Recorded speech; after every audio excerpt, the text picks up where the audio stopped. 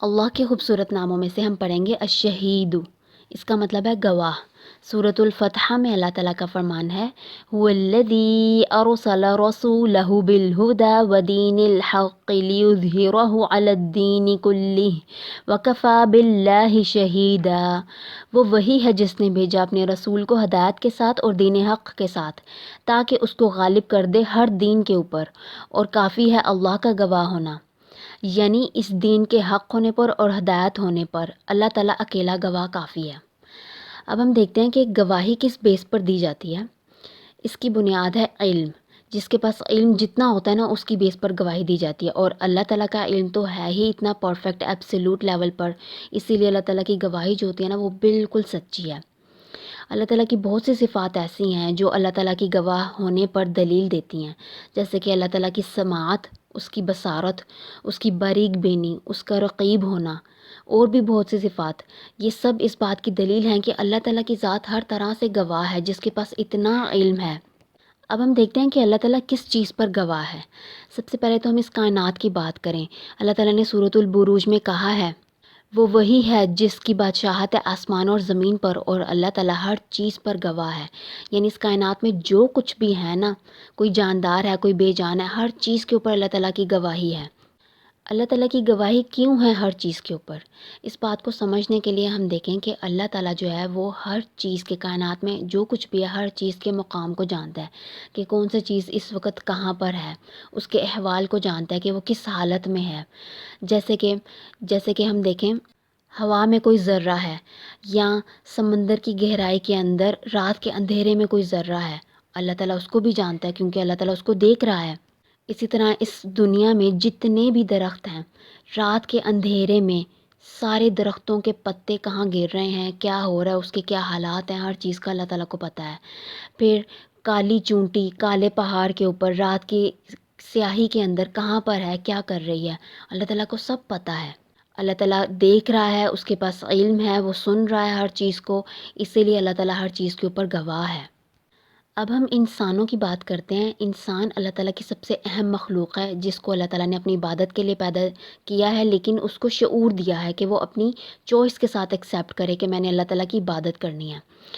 ہم دیکھیں سورۃ یونس میں اللہ تعالیٰ نے بتایا ہے کہ تم کسی بھی حالت میں ہوتے ہو، جو کچھ تم پڑھتے ہو قرآن میں سے اور تم کوئی عمل نہیں کرتے مگر یہ کہ ہم تم پر گواہ ہوتے ہیں جب تم اس میں مشغول ہوتے ہو، اور نہیں چھپا تیرے رب سے کچھ بھی ذرے برابر، نہ زمین میں نہ آسمان میں، نہ چھوٹا نہ بڑا، مگر ایک کھلی کتاب میں درج ہے۔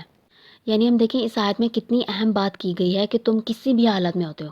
انسان جو ہوتا ہے وہ ہر وقت کوئی نہ کوئی حالت میں ہوتا ہے نا، کبھی وہ غم کی حالت میں ہوتا ہے، کبھی خوشی کی حالت میں ہوتا ہے، کبھی غصے کی حالت میں، کبھی لوگوں کے خلاف سازشیں کرنے کی حالت میں ہوتا ہے، کبھی گندا ہوتا ہے، کبھی صاف ہوتا ہے، ہر قسم کے کوئی نہ کوئی حالت میں ہوتا ہے۔ تو اللہ تعالیٰ اس کی حالت پر بھی گواہ ہے۔ پھر اللہ تعالیٰ کہہ رہے ہیں جو بھی قرآن میں سے تم پڑھتے ہو کہ تم کس طرح اس کو پڑھ رہے ہو، کتنی توجہ کے ساتھ پڑھ رہے ہو، کتنا اس پہ غور و فکر تدبر کر رہے ہو، یہ بھی اللہ تعالیٰ کو پتہ ہے۔ پھر ہم کوئی بھی عمل، ہر وقت کوئی نہ کوئی عمل کر رہے ہوتے ہیں نا، سو رہے ہوں، بیٹھے ہوں، چل رہے ہوں، کھا رہے ہوں، پی رہے ہوں، کچھ بھی کر رہے ہوں، عمل ہوتا ہے نا۔ اللہ تعالیٰ بتا رہے ہیں کہ وہ ہر طرح کے ہمارے عمل سے گواہ ہے، ہر چیز کو وہ جانتا ہے، کچھ بھی اس سے چھپا ہوا نہیں ہے۔ یعنی اس ایک لمحے کے اندر اس کائنات میں جو بھی انسان جو کچھ بھی کر رہا ہے نا، ہر چیز کا اللہ تعالیٰ کو پتہ ہے۔ اللہ تعالیٰ نے پوری طرح سے انسان کو احاطہ کیا ہوا ہے۔ ہم دیکھیں احاطہ لفظ بہت گہرائی کے ساتھ ہے۔ اس کو سمجھنے کے لیے ہم اس مثال کو دیکھیں کہ اگر ہم کوئی چیز پانی کے اندر ڈالتے ہیں، سمندر کے اندر ڈال دیں، تو وہ چیز ہر طرف سے پانی کے احاطے میں آ جائے گی نا، اوپر نیچے دائیں بائیں۔ اسی طرح سے انسان کو اللہ تعالیٰ نے ہر طرح سے احاطہ کیا ہوا ہے۔ اب وہ احاطہ صرف اس کے باہر سے نہیں ہے، بلکہ اللہ تعالیٰ نے اس کے اندر سے بھی احاطہ کیا ہوا ہے۔ اس بات کو سمجھنے کے لیے ہم دیکھیں سورۃ المجادلہ میں اللہ تعالیٰ نے کہا ہے کہ جس دن وہ ان سب کو اٹھائے گا، پھر ان کو بتا دے گا کہ وہ کیا کرتے رہے ہیں۔ اللہ نے ان کو گن رکھا ہے جبکہ لوگوں نے بھلا دیا ہے، اور اللہ تعالیٰ ہر چیز پر گواہ ہے۔ یعنی اللہ تعالیٰ انسان کے اندر آنے والے خیالات، اس کے اندر جو بھی کیفیات آتی ہیں، ہر چیز کا اللہ تعالیٰ کو پتہ ہے۔ انسان کا پاسٹ، پریزنٹ اور فیوچر۔ ہم دیکھیں کوئی انسان ہے، کوئی بتا سکتا ہے کہ ہم نے کل کیا کیا تھا، ایگزیکٹلی کیا کیا کیا تھا؟ بالکل بھی نہیں، لیکن یہ اللہ تعالیٰ کی طاقت ہے، اللہ تعالیٰ کی سپریم پاور ہے کہ وہ ہر چیز کو جانتا ہے، تبھی تو یہی تو بات ہے کہ اللہ تعالیٰ ہر انسان کی اکاؤنٹیبلٹی کرے گا۔ اور ہم دیکھیں کہ اللہ تعالیٰ دنیا میں ہمارے ہر چیز کے اوپر، ہمارے فعل کے اوپر، ہمارے اعمال، ہر چیز کے اوپر گواہ ہے، تو پھر قیامت والے دن اللہ تعالیٰ کی گواہی جو ہے نا وہ یا تو ہمارے حق میں ہوگی یا ہمارے خلاف ہوگی۔ یہ ہمارے لیے بہت بڑا لمحہ فکریہ ہے۔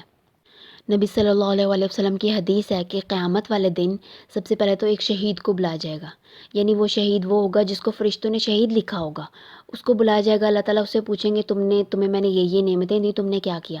وہ کہے گا یا اللہ میں نے جان دے دی آپ کے راستے میں۔ تو اللہ تعالیٰ کہیں گے تم نے اس لیے نہیں دی کہ تم نے، بلکہ اس لیے دی کہ لوگ تمہیں بہادر کہیں اور لوگوں نے تمہیں کہہ دیا اب تمہارا بدلہ پورا ہو گیا، میرے پاس تمہارا کوئی اجر نہیں ہے۔ اس کو اوندھا منہ کر کے نہ جہنم میں ڈال دیا جائے گا۔ پھر دوسرا انسان آئے گا، قاری، قرآن کا علم سکھانے والا، تو اللہ تعالیٰ اسے کہیں گے تمہیں میں نے یہ سارا علم دیا، تم نے کیا کیا؟ وہ کہے گا یا اللہ میں نے قرآن سیکھا، اس سے بڑھ کے کیا ہو سکتا تھا، قرآن سیکھا اور دوسروں کو سکھایا۔ اللہ تعالیٰ کہیں گے تم نے اس لیے کیا کہ لوگ تمہیں قاری کہیں، لوگوں نے تمہاری بہت واہ واہ کر لی، تمہیں قاری کہہ دیا، اب میرے پاس تمہارا کوئی اجر نہیں ہے۔ اس کو بھی اوندھا منہ کر کے دوزخ میں ڈال دیا جائے گا۔ پھر تیسرے نمبر پر سخی کو بلایا جائے گا، یعنی جو بہت مال خرچ کرتا تھا۔ اللہ تعالیٰ اسے اپنی نعمتیں یاد کریں گے، تم نے کیا کیا؟ وہ کہے گا کہ میں نے سارا مال آپ کے راستے میں خرچ کیا، کوئی جگہ ایسی نہیں چھوڑی جہاں پر نہ کیا ہو۔ تو اللہ تعالیٰ کہیں گے تم نے اس لیے کیا تاکہ لوگ تمہیں سخی کہیں، اور لوگوں نے تمہیں کہہ دیا اب میرے پاس تمہارا کوئی اجر نہیں ہے، اور اس کو بھی اوندھا منہ کر کے جہنم میں ڈال دیا جائے گا۔ یعنی یہ حدیث اس بات کی دلیل ہے کہ ہمارے ایک ایک عمل کے اوپر نا اللہ تعالیٰ کی گواہی کافی ہے، چاہے فرشتوں نے اس کو جو بھی ڈکلیئر کیا ہو کہ یہ شہید ہے، یہ قاری ہے، یہ سخی ہے، لیکن اللہ تعالیٰ کی گواہی ہر انسان کے لیے کافی ہے، پھر چاہے وہ اس کے حق میں ہو چاہے وہ اس کے خلاف ہو۔ یہ ہمارے لیے بہت بڑا لمحہ فکریہ ہے۔ ہم دیکھیں اللہ تعالیٰ کا الشہید ہونا یعنی گواہ ہونا ہر چیز کے اوپر ایک طرف تو ہمارے اندر خوف پیدا کرتا ہے، ایسا خوف کہ ہم اللہ تعالیٰ کی نافرمانی کے کاموں سے بچ جائیں اور اس کی اطاعت کے کاموں میں لگ جائیں، یہ والا خوف پیدا کرتا ہے۔ اور دوسرا یہ کہ ایک طرف یہی بات جو ہے نا اللہ تعالیٰ کی گواہ ہونے والی، یہ ہمارے اندر خوف بھی پیدا کرتی ہے کہ ہمارا ظاہر اور باطن سب اللہ تعالیٰ کے سامنے ہے، ہم جو بھی نیک اعمال کر رہے ہیں اللہ تعالیٰ کی نظر میں ہے وہ گواہ کافی ہے۔ لوگوں کی گواہی ہمارے لیے کافی نہیں ہے، ہماری اپنی ذات کی کافی نہیں ہے، بلکہ اللہ تعالیٰ کی گواہی کافی ہے۔ وہ جانتا ہے کہ میں جو کچھ اندر سے ہوں اور جو کچھ کر رہا ہوں۔ اگر ہم اللہ تعالیٰ کی مرضی کے مطابق اپنی زندگی کو گزارنا چاہتے ہیں، اس کی اطاعت کر کے، اس کے منع کردہ کاموں سے رک کر، تو پھر ہمیں اللہ تعالیٰ کو اس نام کے ساتھ کثرت سے پکارنا ہے تاکہ ہمارے اندر خوف پیدا ہو کہ میرے اوپر ہر وقت ایک گواہ موجود ہے۔ پھر اگر ہم اپنی زندگی میں امید چاہتے ہیں کہ ہم جو بھی کام کریں اللہ تعالیٰ گواہ رہے کہ ہمارا کوئی بھی نیک عمل جو ہے نا وہ ضائع نہ ہو، تو ہمیں اللہ تعالیٰ کو کثرت سے اس نام کے ساتھ پکارنے کی ضرورت ہے، اس کے ساتھ تعلق جوڑنے کی ضرورت ہے، تاکہ قیامت والے دن اللہ تعالیٰ کی گواہی ہمارے حق میں ہو۔ جس دن ہمیں گواہ کی بہت ضرورت ہوگی تو اللہ تعالیٰ کی گواہی ہمارے حق میں ہوگی، تو ہماری ہر طرح کی کامیابی ہوگی۔